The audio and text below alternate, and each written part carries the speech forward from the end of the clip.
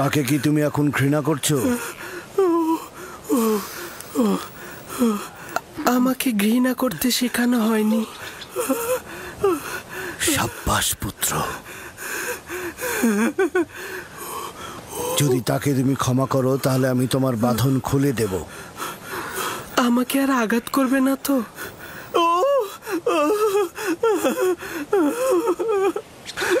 ইব্রাহিমের খোদার কসম, আমি থাকতে আর কেউ কোনোদিন তোমার গায়ে হাত দিতে পারবে না। একাত্মবাদী খোদা মানো?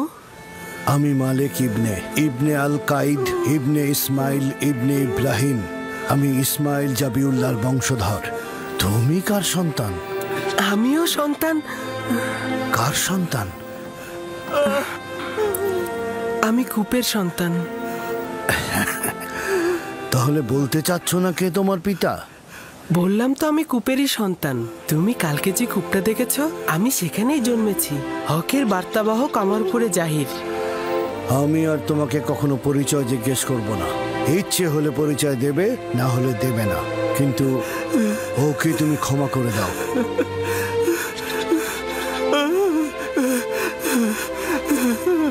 আমি অনেক আগেই তাকে ক্ষমা করে দিয়েছি। সাবাস পুত্র আমার। মায়ের কাছ থেকে বিদায় নাও, আমরা রওনা দেব।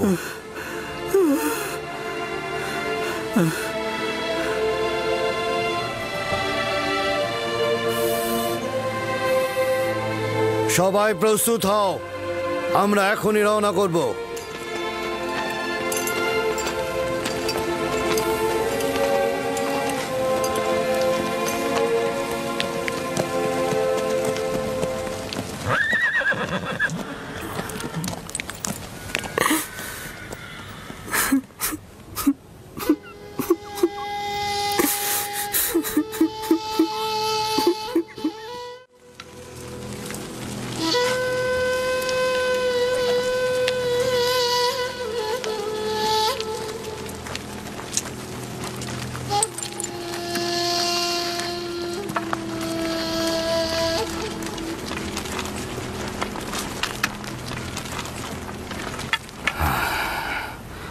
ইউসুফের কোনো খোঁজ পেয়েছো? তার মানে কি ও হারিয়ে গেছে? আপনারা কেন জখম হয়েছেন? এখন থেকে বনি ইসরায়েলেরা না কোনো বরকত কল্যাণ দেখবে, না তাদের জীবনে কোনো সুসংবাদ আসবে। ইউসুফকে যে নেকড়েরা হামলা করেনি তা আমি ভালো করে বুঝতে পারছি। তোমরা জানো ইউসুফ কোথায়।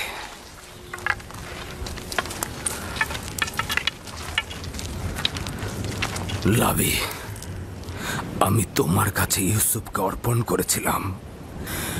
তুমি না থাকলে আমি ইউসুফকে মরুভূমিতে পাঠাতাম না। তুমি কেন লক্ষ্য রাখলে না? লাবি, ইউসুফ কোথায় বলো? আমি জানি তোমরা জানো ইউসুফ কোথায়। বলো ইউসুফ কোথায়? আমার ইউসুফকে এনে দাও, আমার ইউসুফকে এনে দাও, ইউসুফকে এনে দাও আমার। আমার ইউসুফ কোথায়? কোথায় আমার ইউসুফ? আমার ইউসুফকে এনে দাও। এসব বন্ধ করো। আমার ইউসুফকে এনে দাও। ওকে ছেড়ে দাও লিয়া, ছেড়ে দাও। এসব কি লাভ? আমার ইউসুফ কোনো লাভ নেই। ছেলেটার কিছু বিষয় আমার অদ্ভুত লেগেছে। জানি না তোমরা লক্ষ্য করেছো কিনা। তুফানে পথ হারিয়ে না ফেললে আমরা কিন্তু এ পথে আসতাম না।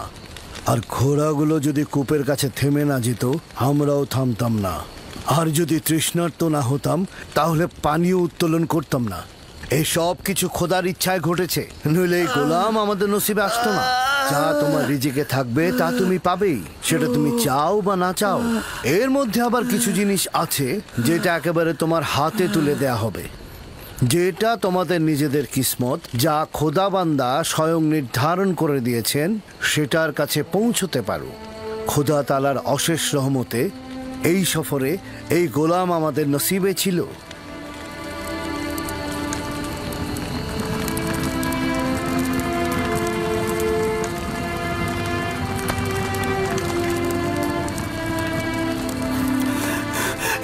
ইশতারে খোদা, আমাকে নাজাত দাও। এই ইশতারে খোদা, আমাকে নাজাত দাও। এই ইশতারে খোদা, আমাকে নাজাত দাও। আমি আর পারছি না, নাজাত দাও।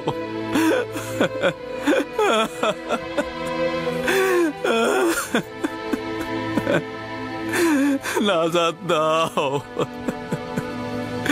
এই ইশতারে খোদা, আমাকে নাজাত দাও।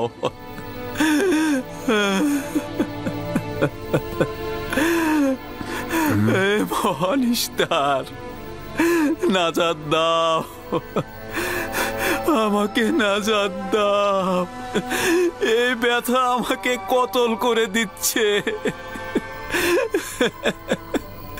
আমাকে নাজাত দাও। এই ইশতারে খোদা, এই ব্যথা থেকে মুক্তি দাও।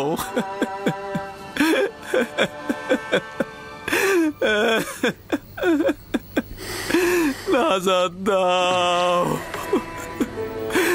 নাজাত দাও।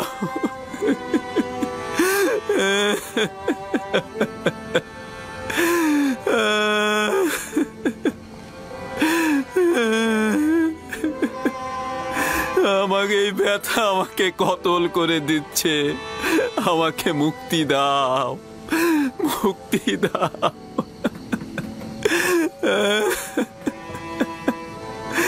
আমাকে নাজাত দাও,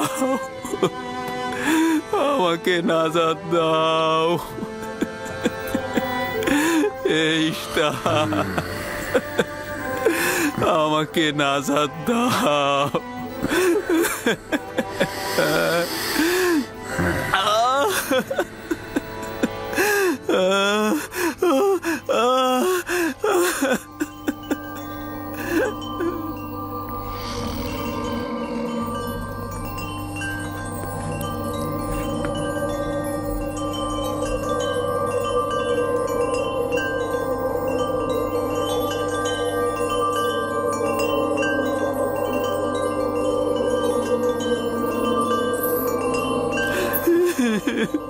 আমাকে মুক্তি দাও।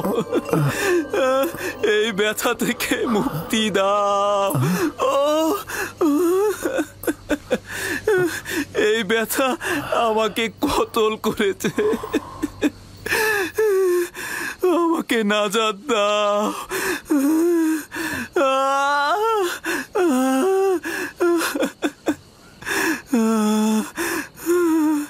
আমাকে নাজাত দাও।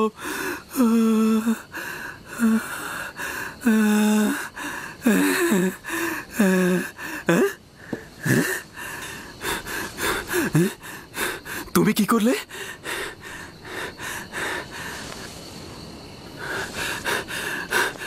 তোমার হাতগুলো আমাকে সাফা প্রদান করেছে।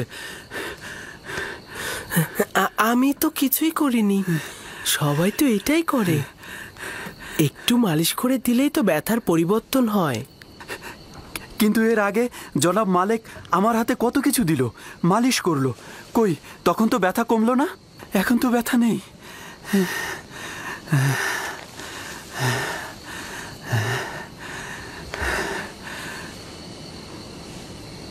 আসমানের দিকে তাকিয়েছিলে। তুমি কি তারকা পূজারী? তারকা যা দিনের বেলায় দেখা যায় না, তাকে কি পূজা করা যায়? যদি তাই হয় তাহলে চন্দ্র আর সূর্যকেও পূজা করো না, কেননা চন্দ্র দিনের বেলায় আর সূর্য রাতে অদৃশ্য হয়ে যায়। এই সব কিছু সৃষ্টির মূলেই আমার খোদা। তিনি অনন্তকালের খোদা, এক এবং অদ্বিতীয়। তুমি দেখছি ছোটকাল থেকেই আমাদের খোদার চেয়ে আরো উত্তম খোদা নির্বাচন করেছ। তোমার খোদা এমনই, যিনি তোমাকে ভালোবাসেন, আবার তোমার দোয়াও কবুল করে নেন। আর এটাও নাকি মাবুদ? কত কষ্ট সহ্য করলাম, এত আহাজারি করলাম, কিন্তু কিছুই করতে পারলো না। তুমি আমার ব্যথা লাঘব করেছো, আমি তোমার কাছে কৃতজ্ঞ।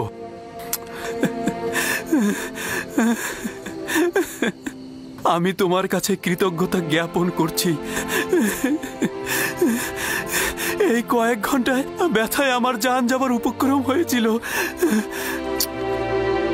আমি তোমাকে চর মারার জন্য তোমার কাছে ক্ষমা প্রার্থনা করছি।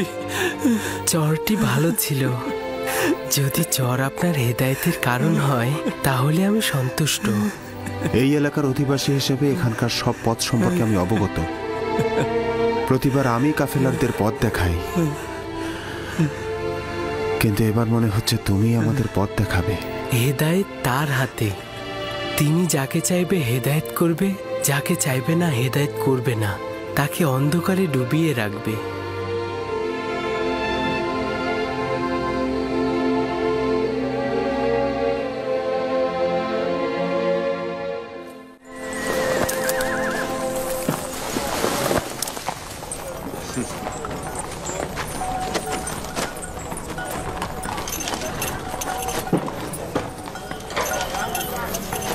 আমি জানি না এই ছেলেটিকে, কিন্তু গত রাতে ওকে দোয়া পড়ে কাশ্মীরকে সাফা দিতে দেখেছি। ওর আসমানে খুদার কাছে ওর দোয়া কবুল হয়। সম্ভবত ও খুদার আশুলিয়া। কাশ্মীরের সাফা প্রাপ্তির সঙ্গে ওর খোদার আশুলিয়া হওয়ার সম্পর্ক নেই। গতকালই তো বলেছিলাম ইউসুফ যদি ওকে ক্ষমা করে তাহলে সে সাফা পাবে। কিন্তু আপনি আমার খোয়াবকে কি বলবেন? আমি খোয়াবে দেখেছি ও যেদিক দিয়ে যাচ্ছে সেদিকে সবুজ গাছে ভরে যাচ্ছে। খোয়াব তো কোনো মানদণ্ড হতে পারে না। তুমি একাত্মবাদী খোদাকে চেনো না। কেউ যদি জুলুম করে সে শাস্তি পাবেই। তাকে অবশ্যই খোদাবন্ধ শাস্তি দেবে, হয় এই দুনিয়ায় নয়তো পরের দুনিয়াতে। জুলুমকারীর শাস্তি অবশ্যই হবে।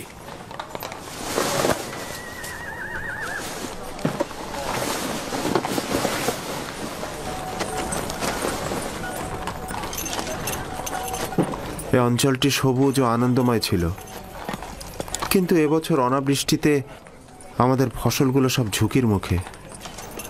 আমি এই অঞ্চলের বাসিন্দা। যদি বৃষ্টি না হয় তাহলে দুর্ভিক্ষে সব শেষ হয়ে যাবে।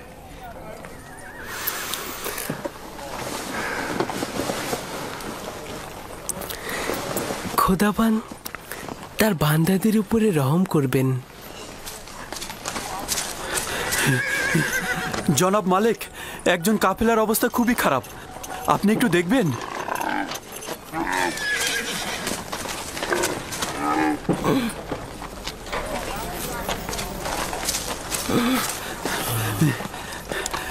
জনাব মালিক, উনি আগে থেকে বিমার ছিলেন, কিন্তু আজকে খুবই খারাপ অবস্থা।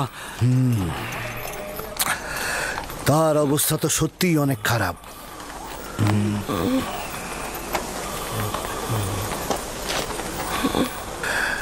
তার তো নিঃশ্বাস আসছে আর যাচ্ছে। এই যাত্রায় তো মনে হয় না আর টিকবে। কিন্তু উপায় কি? তাকে এভাবে ফেলে রেখে তো আমরা যেতে পারি না। গতিময় বিছানা তৈরি করো আর সেটা গাধার পিঠে বেঁধে দাও। গাধায় কাফেলাকে অনুসরণ করবে। আপনি ভালো হয়ে যাবেন, বাঁচা মরা খোদার হাতে।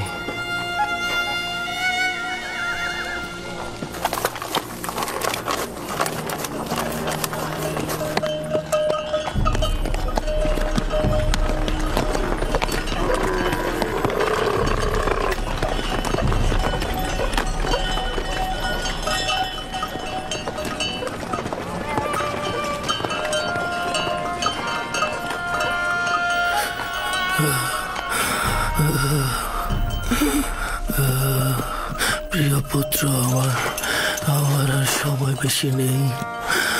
আমি আর বেশিক্ষণ বাঁচব না। তুমি চলে যাও, আমি মারা পড়বো। আমি আছি আপনার কিনারায়। চলে যাও। আপনি উত্তেজিত হবেন না। মৃত্যু ও জীবন খোদার হাতে। তিনি কাউকে নিরাশ করেন না।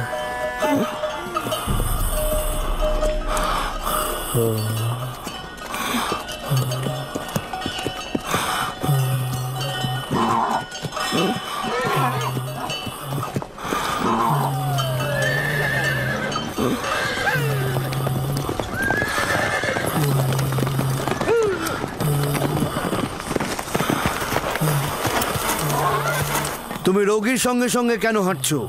আমিও নিষেধ করেছি, কিন্তু আমার কথা শুনছেই না। আমি তাকে একা রেখে যেতে পারবো না। আপনি অনুমতি দিন, আমি তার সঙ্গে থাকবো। তার বিমারি কঠিন পর্যায়ে গিয়েছে, এখানে তো তোমার কিছু করার নেই।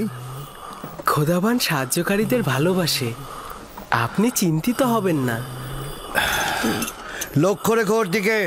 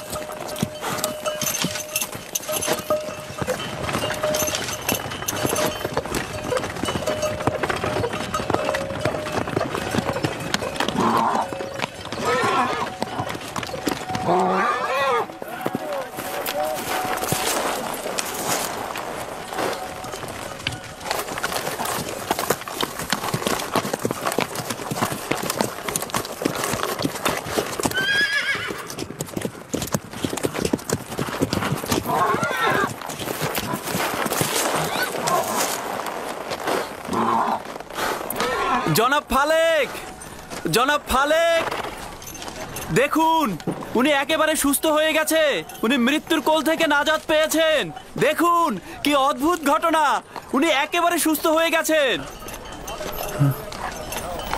আপনি সত্যিই সুস্থ?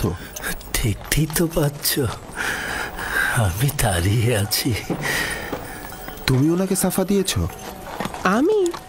যেভাবে কাশ্মীরের হাতকে সাফা দিয়েছিলে? খোদাবান সাফা দিয়েছে, আমি তো শুধু দোয়া করেছি। জনাবে মালিক, জনাবে মালিক, দেখুন এই বৃদ্ধ লোকটি সাফা পেয়েছে। জনাবে মালিক,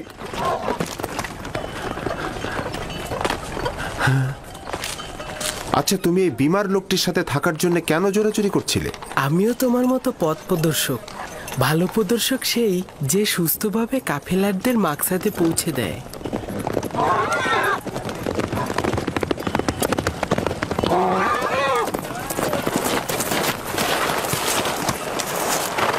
ব্যাপার কি, সবাই থেমে গেলে কেন? ইউসুফ আমাকে বলল এই গতিময় বিছানা থেকে নেমে এসো। আমি নেমে আসলাম। তুমি তো দেখতেই পাচ্ছ আমি এখন সম্পূর্ণ সুস্থ।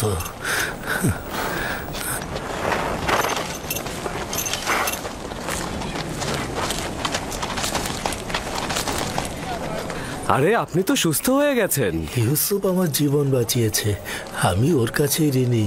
ও যদি আমার সেবা যত্ন না করতো নিঃসন্দেহে আমি এতক্ষণে মারা পড়তাম। আমি তো শুধুমাত্র আপনাকে সামান্য যত্ন করেছি, এইটা তেমন কিছু নয়। উনি তো একেবারে মৃত্যুর শয্যায় ছিলেন, ওনার বাঁচার কোনো আশাই ছিল না। আমি জানি না তোমার খোদা কেমন খোদা, শুধু এইটুকু জানি তিনি অনেক শক্তিশালী আর তোমাকে অনেক ভালোবাসেন। তুমি আমার জন্য দোয়া করলে আর তোমার দোয়াতেই আমি ভালো হয়ে গেলাম। তোমার খোদা তোমার দোয়া কবুল করে আমাকে সুস্থ করে দিলেন।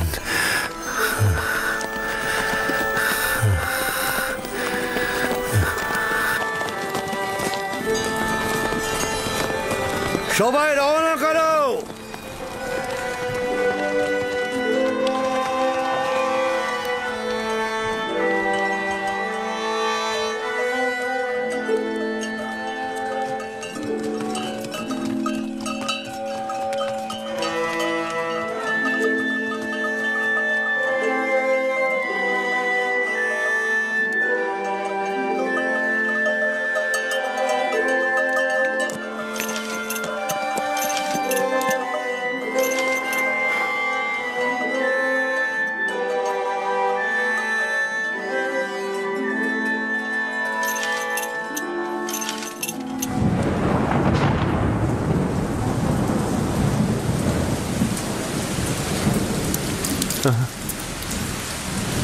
এই বৃষ্টি নিশ্চয়ই ইউসুফের ওসিলাই হচ্ছে।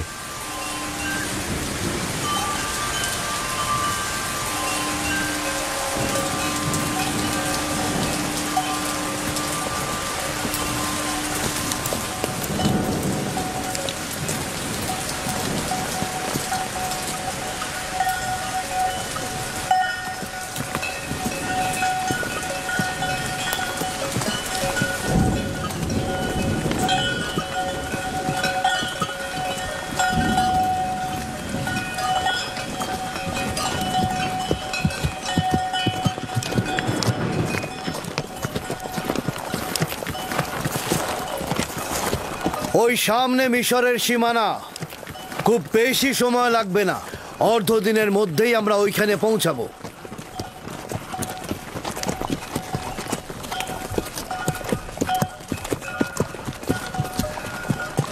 এখন পর্যন্ত যে আসলাম সীমান্ত রক্ষিত দেখিনি। কেনান, হেজাজ সহ এই সকল এলাকায় গোত্রভিত্তিক প্রশাসন ব্যবস্থা রয়েছে। এদের আয়তন এবং সীমানা সুনির্দিষ্ট নয়, কিন্তু মিশর প্রাচীন সভ্যতার অধিকারী এবং সুশৃঙ্খল সামরিক বাহিনীর অধিকারীও বটে। তবে সীমান্তের অধিকাংশ জায়গাতেই এদের প্রহরী রয়েছে। মিশরের ফেরাউন পৃথিবীর সর্বাপেক্ষা শক্তিশালী শাসক।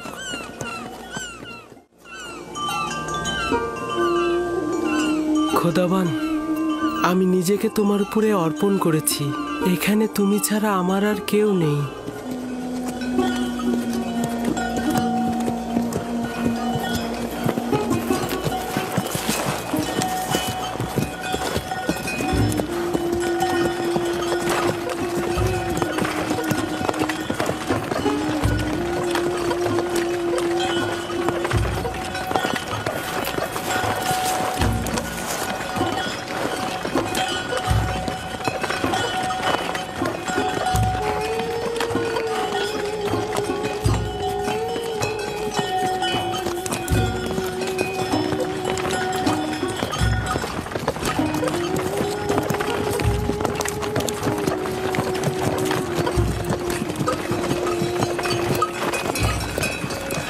এটাই হচ্ছে মিশরের সীমান্ত।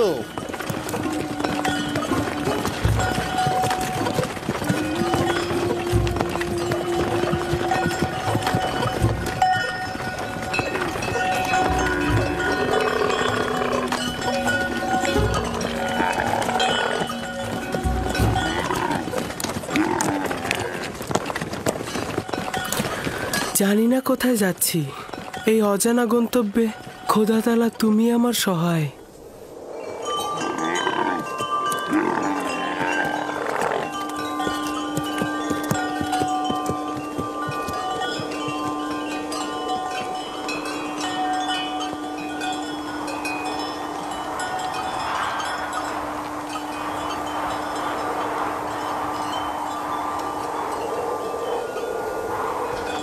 এই দাঁড়াও! তোমরা কারা? কোথা থেকে এসেছো? মালেক ইবনে জার, বাবেল থেকে।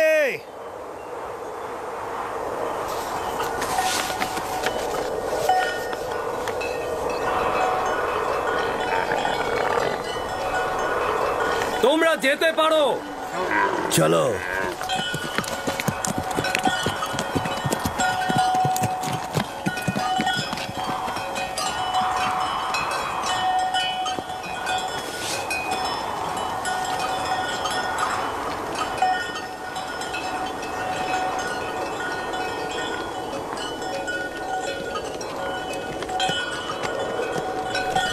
ওরা কি আপনাকে চেনে? হ্যাঁ, চিনবে না কেন? আমরা অনেক বছর ধরেই মিশরের ব্যবসার কাজে যাই। মিশর অনেক প্রাচীন আর সুসভ্য দেশ। শাম আর ক্যাননের সাথে মিশরের পার্থক্য অনেক। আজব ধরনের পোশাক পরেছিলেন, তাই না? হ্যাঁ, ওদের মাথার মুকুটটা একদম গোখরো সাপের মতো। এটা সর্পের ভূমি বলে প্রসিদ্ধ। মিশরবাসীদের ধারণা যে একটা আজদাহা সাপ এই ভূমিকে রক্ষা করে চলেছে।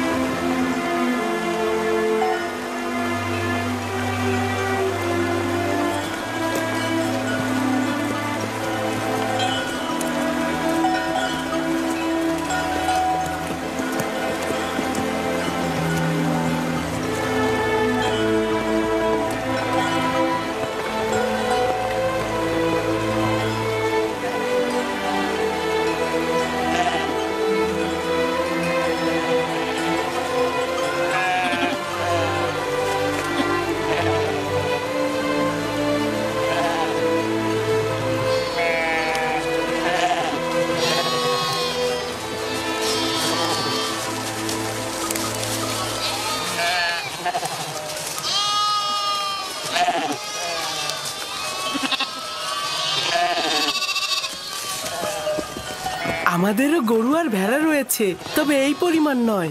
এরা অনেক সম্পদশালী না? এই যত সবুজ ফসলি জমি আর পশুর পাল দেখছো, সবকিছুর মালিক ওদের দেবতা আমুন। মানে আসলে মন্দিরই এগুলোর মালিক, বাকিটার মালিক ওদের রাজা আমুন হতে। এখানে জনগণের নিজের কোনো সম্পত্তি নেই। তার মানে মিশরের খোদার গরু আর ভেড়া রয়েছে? সবকিছু ওই খোদারই, কোনো আপত্তি নেই তো? প্রকৃত খোদা তিনি, যিনি সবকিছু সৃষ্টি করেন, কিন্তু নিজের জন্য নয়।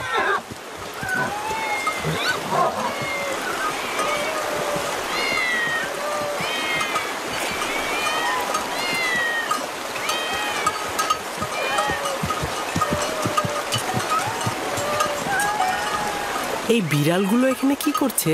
এই শহরের লোকদের খোদা হলো বিড়াল।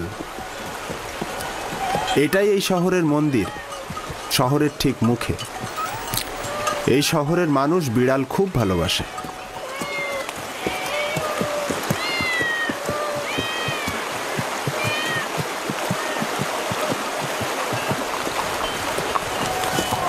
কি ব্যাপার, আমার দিকে ভাবে তাকিয়ে আছো কেন? আমি কিন্তু বিড়াল পূজারী নই। আর অন্য সবার খোদা তোমার খোদার মতন ত্রুটিহীন আর অতুলনীয় নয়। জনাবে মালিক, এই শহরের খোদা হচ্ছে বিড়াল, তারা আবার খাবারও খায়। খুব বেশি অবাক হয়েও না, এই অঞ্চলের খোদারা জীব জন্তু চারণভূমি এমনকি স্ত্রী সন্তানেরও মালিক।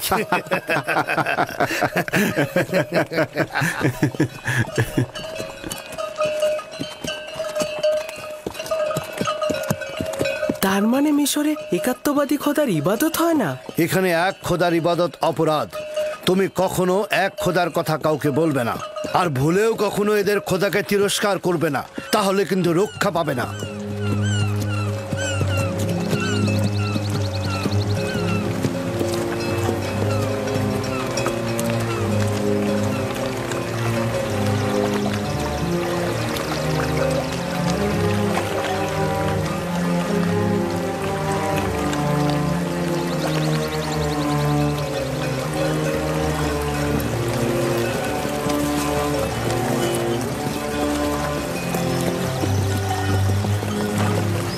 কত বড় নদী! এটা কি নীল নদ? এটা ছোট নীল, নীলেরই একটা শাখা। নীল নদ এর চেয়ে আরো অনেক বড় আর পবিত্র।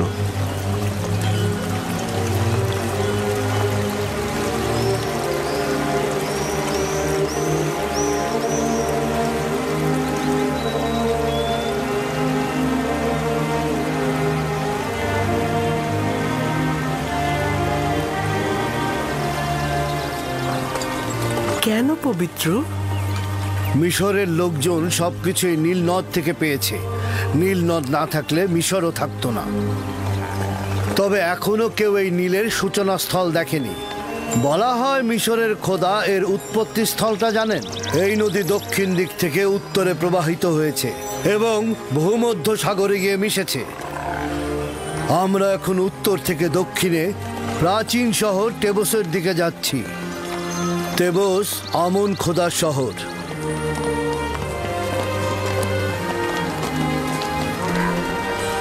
নীলের ওই পাশটা পশ্চিমে মৃত ব্যক্তিদের দুনিয়া।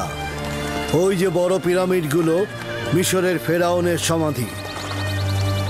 এটাকে মমফিস বলা হয়। এই জায়গা থেকে নীল নদ বিভিন্ন শাখা প্রশাখায় বিভক্ত হয়েছে।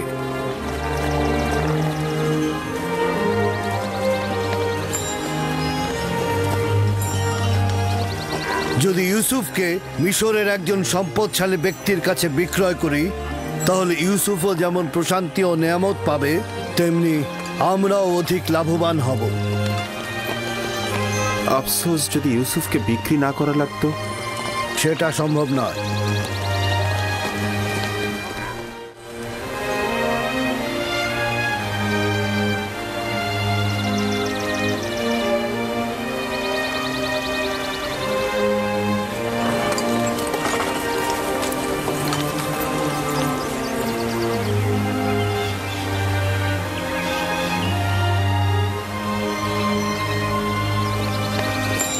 আমরা দক্ষিণের দিকে যাব।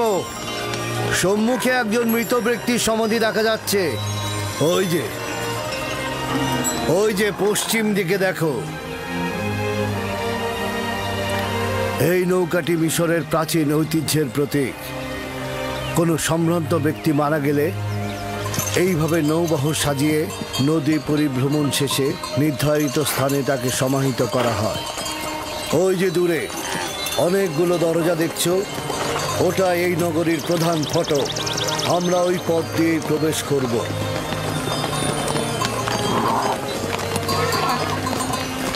এই হলো 100 দরজা বিশিষ্ট তেবস শহর। 100 দরজা? আসলে দরজা 10টার বেশি নেই, কিন্তু মুসাফিরগণ এই শহরকে তাদের নিজেদের চোখে দেখে।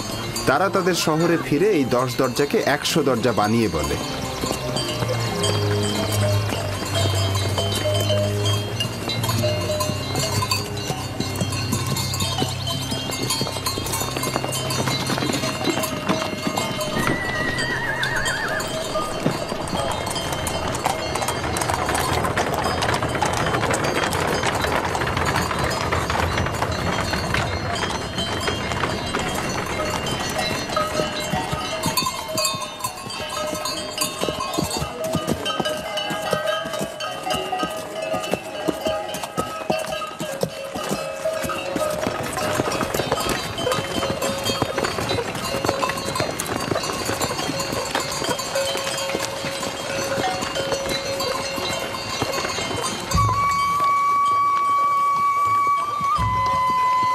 মালেক ইবনে জার, বাবেল থেকে।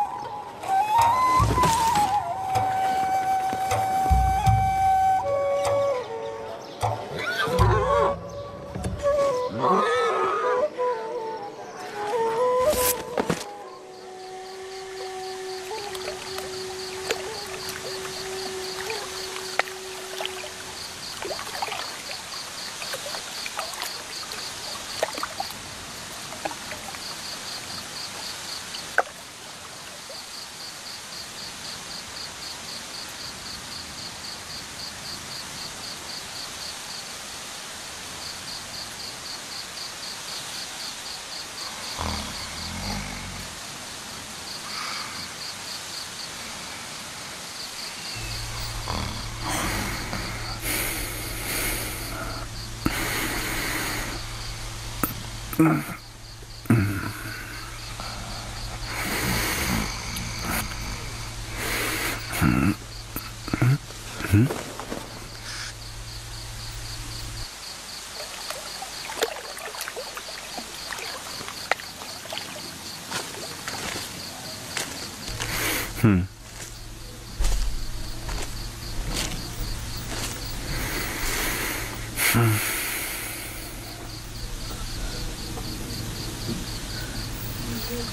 হয়েছে?